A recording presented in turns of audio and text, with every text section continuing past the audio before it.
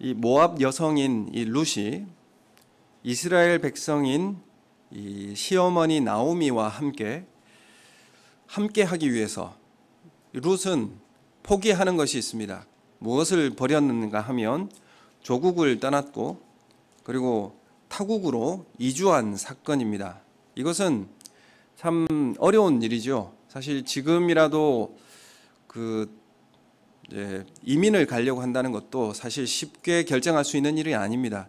당시 고대 사회에서 자신의 거처한 그런 지역을 떠난다는 것은 자신의 생명과 안전을 담보할 수 없는 그런 삶의 길을 걸어간다, 이런 뜻이 담겨져 있는 것입니다.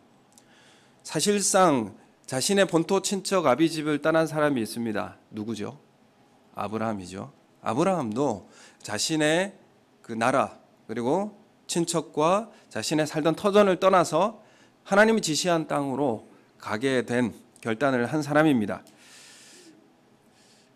이렇게 이주한다는 것, 이것은 그 가나안 땅으로 이주한다는 것이 어떤 것을 각오하는 그것이 필요합니다. 뭘 각오해야 되느냐 하면 엄청난 희생 그리고 모험을 각오해야 합니다. 안전과 또한 자신의 그 안위에 대해서 보장할 수 없는 그곳으로 그 발걸음을 내딛는 것이기 때문에 그렇습니다. 그래서 하나님의 언약 백성 안으로 들어오기 위해서 어떻게 해야 되느냐 하면 자신의 친숙했던 모든 것을 포기하고 버리고 희생하는 일이 룻에게서는 있었습니다. 그러나 이 아브라함하고 룻을 좀 비교를 해보면 아브라함이 자신의 그 가정과 나라를 떠날 때는 하나님의 명확한 또 명령이 있었습니다. 그렇죠? 하나님께서 말씀을 하셨고 그 말씀을 듣고 그 자신의 나라와 가정을 떠나게 된 것입니다. 그렇지만 룻에게 있어서는 아무런 하나님의 약속이나 하나님의 소망이 주어지지 않았던 삶 가운데서 룻은 결단을 하게 된 것이죠. 이것이 좀 다릅니다. 사실 룻이 시어머니 집으로 그 나라로 다시 돌아간다는 것, 이것은 미래의 불확실성, 두려움이 가득한 그런 선택이었습니다. 그럼에도 룻이 나오미와 함께 이스라엘 땅으로 올 수 있었던 결정적 비결은 무엇일까?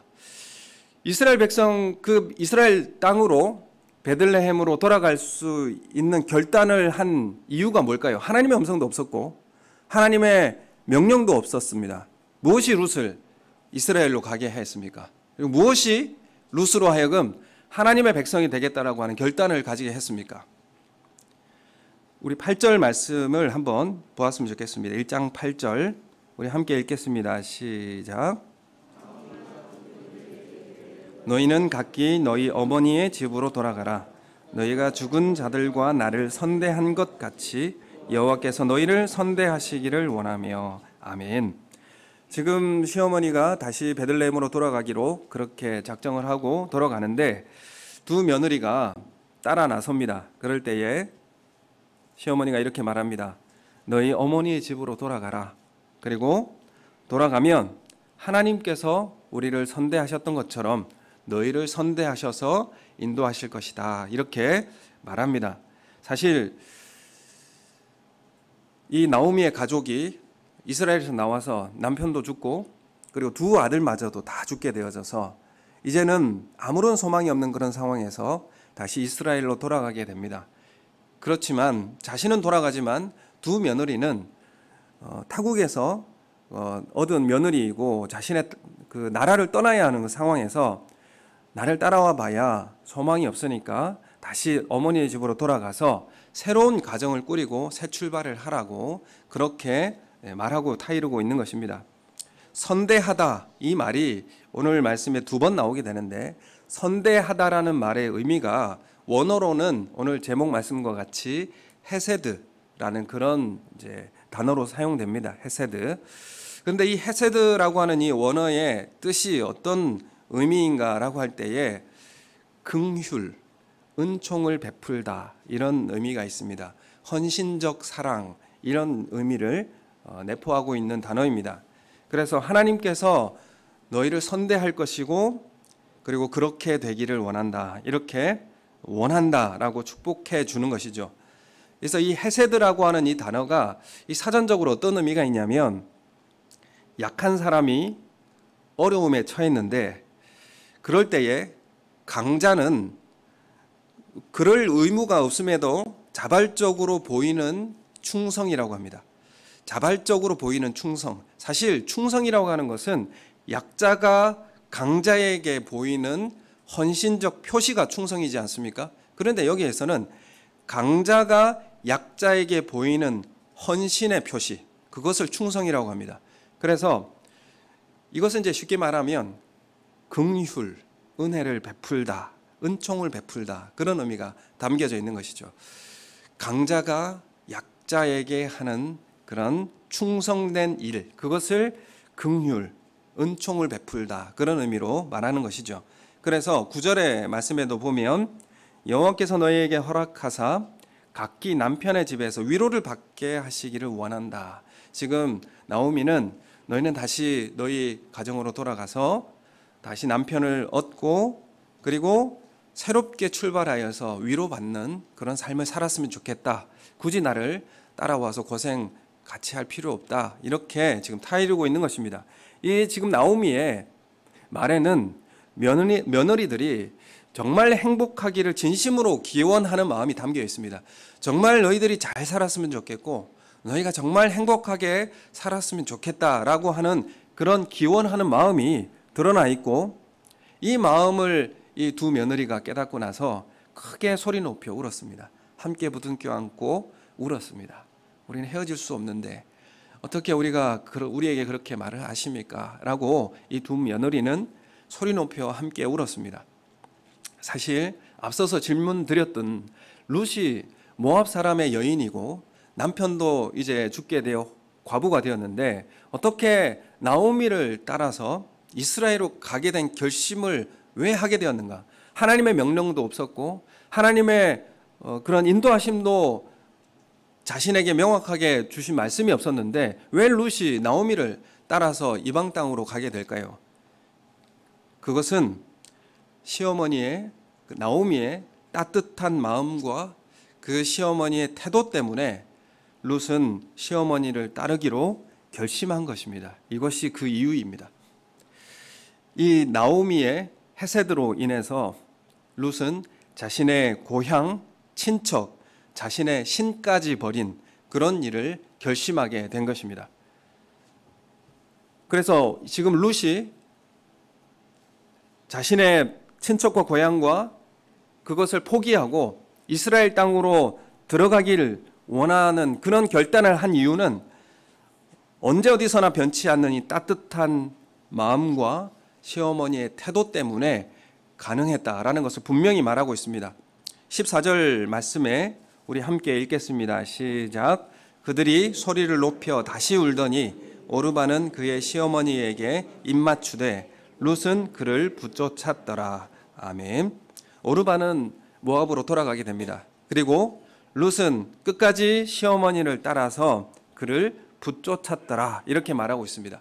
여기서 이 붙쫓았더라라고 하는 이 단어의 의미가 무엇이냐면 시어머니에게 더 달라붙었다 이런 의미입니다. 그리고 하나님을 의지하듯이 더 밀착해서 쫓았다 그런 의미가 있습니다. 그래서 우리가 예수 그리스도와 연합하고 주님을 의지하듯이 그렇게 따라 붙였다 이런 의미로 담겨져 있는 단어입니다. 그래서 룻기라고 하는 것은 룻기라고 하는 이 성경이 이 구약 성경 역사서 가운데서 특별한 말씀입니다. 특별한 성경인데 왜 좀 특별한가 하면 이 룻기에는 하나님의 기적이 하나도 나와 있지 않습니다. 하나님께서 조그만한 사소한 기적도 등장하지 않는 것이 룻기입니다.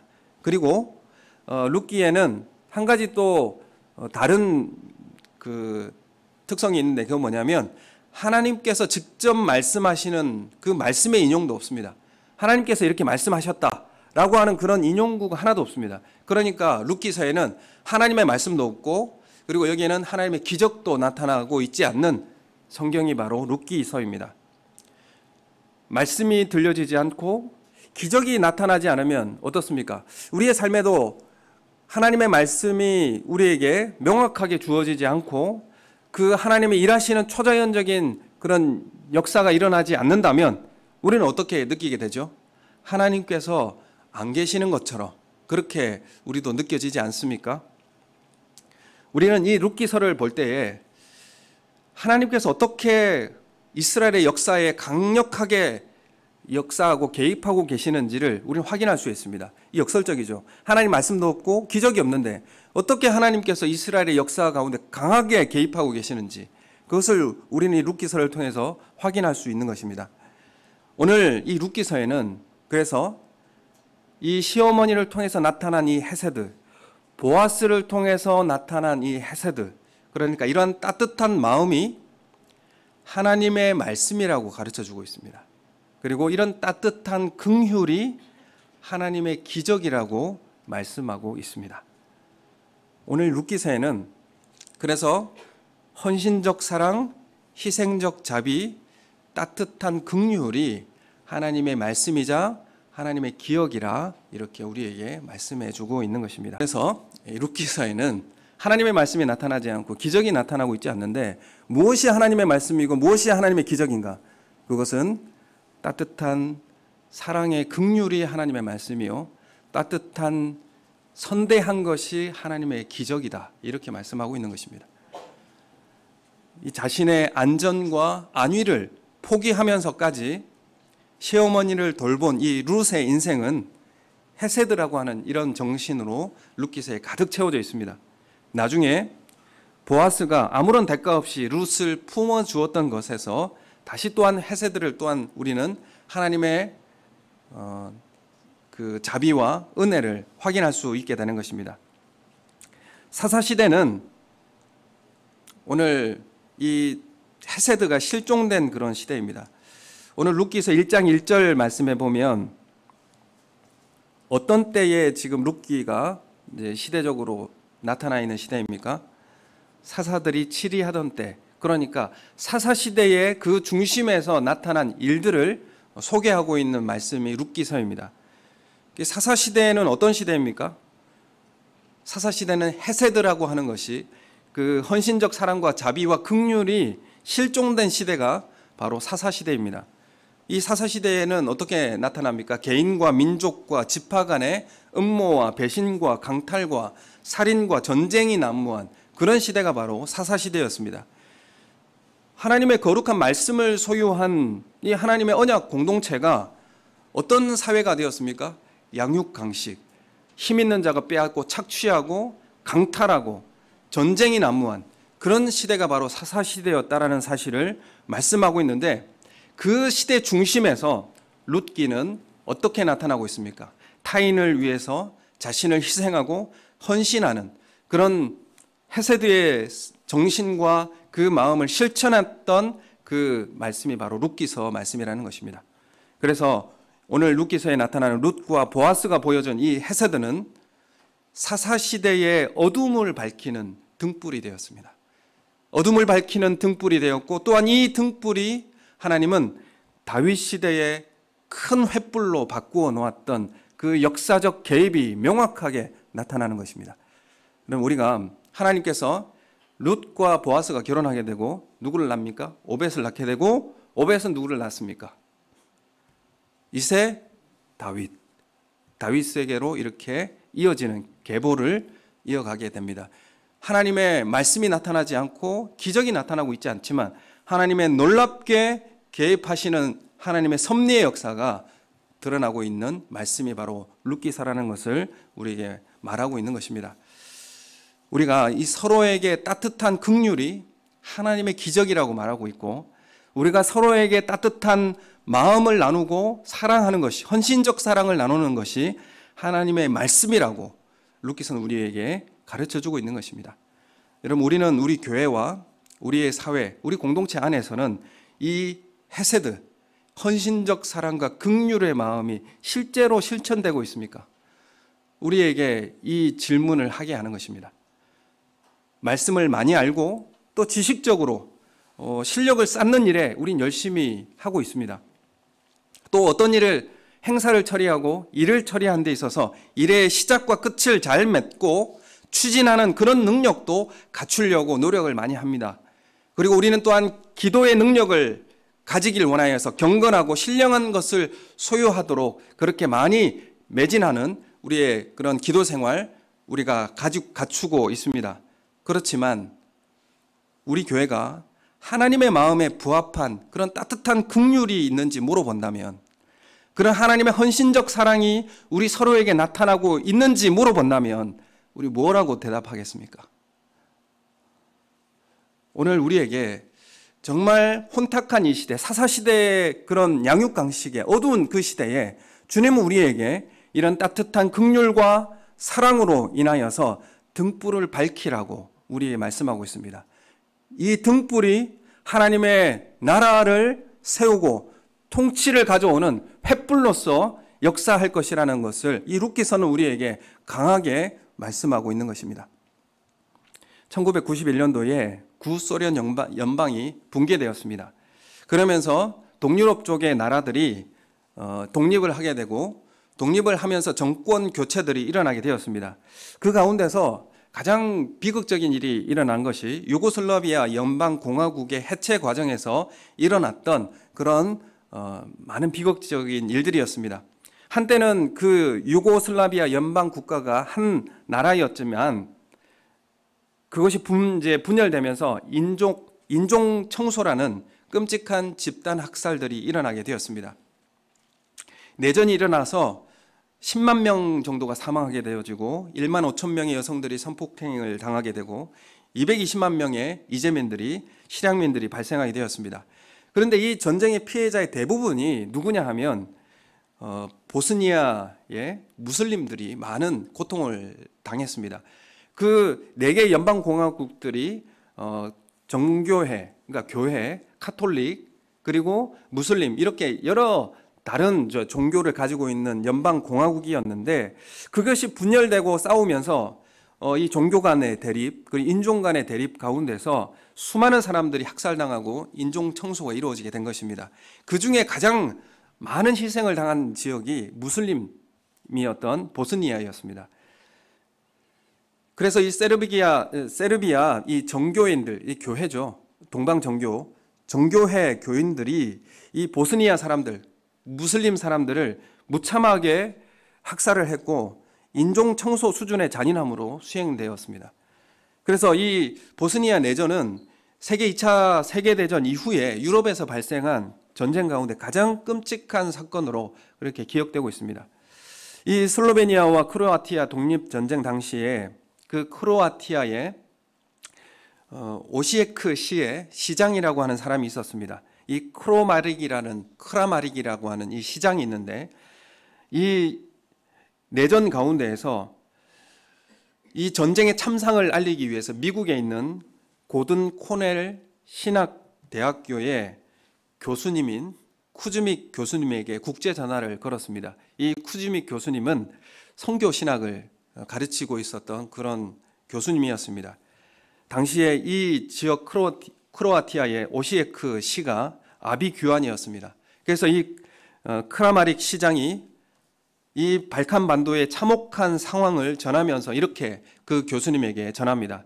당신은 그리스도인으로서 생지옥으로 변한 이곳에 현실을 절대 외면해서는 안 됩니다. 당신은 그리스도인으로서 책임 있는 행동을 할 의무가 있습니다. 이렇게 그 교수님에게 촉구했습니다. 이 전화를 받고 이 쿠즈믹 교수님이 즉시 비행기를 타고 오시에크시로 날아가게 됩니다.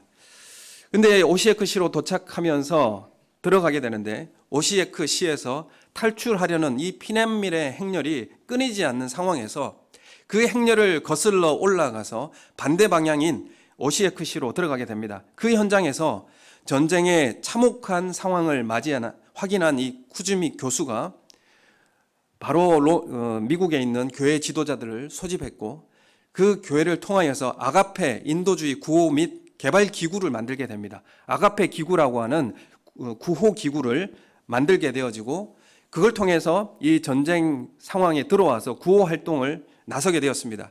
이 내전 상황에서 이 아가페라고 하는 구호 기구가 매일 수천 명의 사람들에게 물과 빵과 약품을 나눠 주었습니다.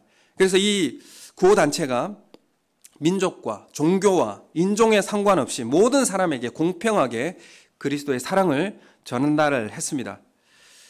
이제 1995년 8월에 이 보스니아의 도시, 그 도시가 세르비아인들로부터 해방이 되자 그 도시 시장이 피터 쿠즈믹 교수를 만찬에 초청하게 됩니다. 이 시장은 무슬림이었고 그 도시도 그 나라도 무슬림이었습니다. 그러자 이 무슬림 시장에게 만찬에 초청받은 이 쿠즈믹 교수가 이렇게 묻습니다. 우리가 서로 종교가 다른데 어떻게 우리에게 이렇게 친숙하게 친하게 우리에게 대해 주십니까? 이렇게 물었습니다. 그러자 그 시장이 이렇게 말합니다. 그것은 내가 서방에 있는 당신의 친구들이 무슬림이란 단어를 들을 때 생각하는 그런 종류의 무슬림이 아니고 당신이 우리 무슬림들이 그리스도인이라는 말을 들을 때 생각나는 그런 종류의 그리스도인이 아니기 때문에 그렇습니다. 이렇게 대답을 합니다. 저는 무슬림이지만 점점 더 당신이 믿는 예수에 대해서 관심이 갑니다. 왜냐하면 당신은 우리가 아는 것과 다른 종류의 그리스도인이기 때문에 그렇습니다. 당신은 중세 십자군 전쟁을 수행하는 그런 방식으로 한 손에는 칼을, 다른 한 손에는 십자가를 들고 오지 않았습니다. 당신은 정치적 목표나 영토에 대한 주장을 하며 오지 않았습니다. 당신의 사람들은 우리 여자들과 소녀들을 성폭행하지 않았습니다. 당신은 사랑이 듬뿍 담긴 음식을 제공하면서 왔습니다. 그러면서 잠시 후에 이 시장은 놀라운 말을 하게 됩니다. 피터 교수님, 당신이 원한다면 이곳에서 교회를 세워도 좋습니다. 무슬림 시장인 이 시장이 그리스도인인 이 쿠즈미 교수에게 이 무슬림 도시에서 교회를 세우라고 하는 것이었습니다. 쿠즈미 교수가 이렇게 다시 되묻습니다. 아니 어떻게 무슬림의 입에서 교회를 세우라는 말이 나올 수가 있습니까? 무슬림이 이런 말을 해도 됩니까? 이렇게 물었습니다. 그러자 그 시장이 이렇게 대답을 합니다. 우리는 당신을 신뢰합니다. 이렇게 대답했습니다. 여러분 이것이 그 시대에 그들에게 밝혀주었던 등불이었습니다. 그들에게 전달된 것은 말씀도 아니었고 기적도 아니었습니다. 그들에게 전달된 것은 하나님의 헌신적 사랑이었고 긍휼이었습니다. 이것이 바로 헤세드이고 이것을 통하여서 그들에게 기적이 일어나게 된 것이고 하나님의 말씀이 실제로 그 가운데 드러나게 된 삶을 경험하게 된 것입니다. 여러분 우리에게 이 헤세드가 식종되어 있는 것은 아닙니까? 오늘 우리에게 이 룻기서는 우리에게 이러한 실천과 사랑을 하라고 우리에게 말씀하고 있습니다. 여러분 우리가 교회가 세상을 혐오하면 세상은 교회를 또한 혐오의 대상이 될 수밖에 없습니다. 오늘 우리 교회가 이러한 모습이 되었다는 것은 우리의 자화상입니다.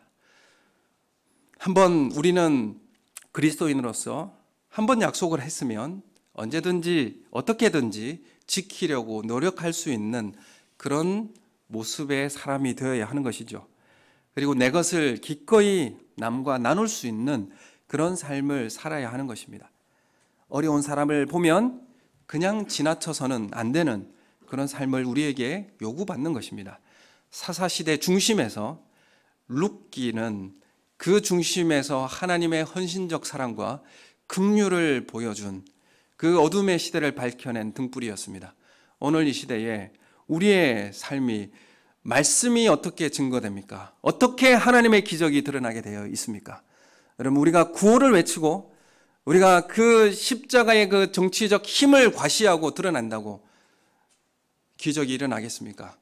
여러분 우리 이 시대에 정말 하나님의 사랑의 그 헌신적 사랑이 우리를 통하여 드러나기를 원합니다. 오늘 이 시대 이런 헤세드를 실천하는 사람이 이 시대에 하나님의 말씀을 구현하는 사람이요 하나님의 기적을 일으키는 사람이 될 줄로 믿습니다. 여러분, 우리 서로에게 헌신적 사랑과 헌신적 긍휼로 다가갈 수 있는 그런 우리 성도님들이 되시기를 소원합니다. 우리 다른 경건적인 그런 실력과 배양 중요합니다. 그러나 우리가 서로를 대할 때에 이 헌신적 사랑과 긍휼을 잊어버린다면 우리는 갈 길을 잘못 찾고 있지 않는지 우리 삶을 다시 되짚어보게 하는 것입니다. 오늘 이 시대에 사사 시대와 같은 생존 경쟁이 치열하고 살아남기 위해서 더 큰 힘을 갈망하는 이 정글과 같은 이 시대에 정말 하나님의 사랑을 등불처럼 드러나서 보여줄 수 있는 그런 교회와 우리 성도님들이 되시길 소원합니다. 여러분, 교회도 너무 약육강식의 그런 교회가 되어 있지 않습니까? 너무 우리 교회 내부에도 강자가 약자를 돌보지 못하고 그렇게 살아가고 있는 우리의 모습은 아닙니까? 우리가 강자가 약자에게 의무가 없더라도 그들에게 다가가는 충성된 헌신적 사랑을 감당할 수 있는 그런 우리 교회가 되어지기를 소원합니다. 이것이 하나님의 기적을 가져오는 놀라운 역사, 그리고 이 룻기서는 하나님의 말씀과 기적이 드러나고 있지 않지만 놀라운 하나님의 섭리의 역사에 개입되고 있는 하나님의 인도하심을 확인할 수 있게 되는 것입니다. 이 등불은 다윗 시대의 횃불로 등장하게 되었고 하나님의 놀라운 역사로 임하게 되는 그런 나라가 되었습니다. 오늘 우리의 삶과 사회에서 또한 우리 교회 공동체 안에서 하나님의 기뻐하시는 뜻을 이 땅에 가져오는 그런 헌신적 사랑, 헌신적 긍휼, 그리고 나오미가 며느리에게 보여줬던 따뜻한 마음, 따뜻한 태도로 서로에게 다가갈 수 있는, 기꺼이 자신의 것을 헌신하며 들어줄 수 있는, 여러분, 이 삶이 하나님의 말씀이요, 이 삶이 하나님의 기적이라는 사실을 오늘 우리에게 말씀하고 있습니다. 여러분, 우리가 사랑하는 우리 교회 공동체가 오늘 이 시대에 우리 교회가 이 지역에 있는 것을 이 지역 사람들이 우리를 불편해하고 못마땅하게 여기고 있는 것은 아닌가, 우리 자신을 돌아보기를 원합니다.